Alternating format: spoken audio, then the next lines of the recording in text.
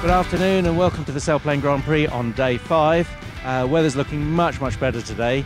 If you look behind me you can see just the first signs of the first puffy clouds forming, but our weatherman is telling us that it will overdevelop later, so we're starting a little earlier today.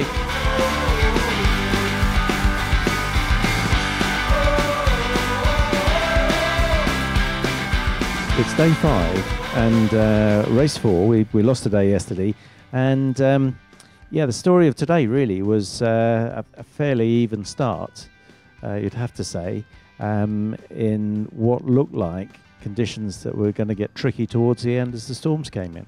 That's right. Before the start, we set 3 possible races today because we weren't certain where the storms would start, and we saw that the storms were beginning to develop to the west of the airfield. So we chose the most northern race that we could, and we had a very good clean start into good cumulus conditions. Yeah. First leg was fairly straightforward, except we did see one mistake. Mike Young pushed hard out of the front and couldn't get a climb, and had to actually come back and join the group that were climbing behind him, and he lost 500 metres. That's right. And Mike never really recovered from that, and the group that came in above him continued on to the first turning point, flying in good conditions but not really fast, going quite well, but having to be very careful about the energy they used and when they stopped to climb. Yeah, there was a fair bit of deviation both down the first and the second leg as they were going into the wind component. So the average speed was actually quite low, around the 110 kph mark. And nobody really wanted to stop and take a turn at all because they lose out so quickly. So the group stayed together, but a small group of leaders slowly started to form along that leg.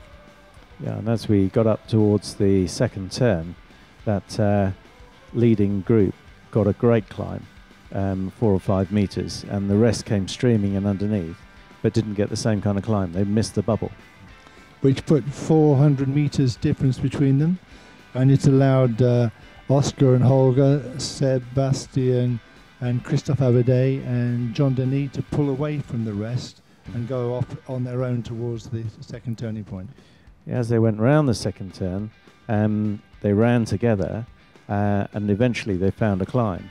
And what was interesting about this is that Oscar and Holger and Sebastian caught the climb really well, as did Christophe Abadet, but John Denis clearly couldn't stay in the core and actually left early. He left 400 metres below the others and headed off to the left of track and ran his own furrow towards the turn point. And actually, whilst being out in the lead, he actually lost it.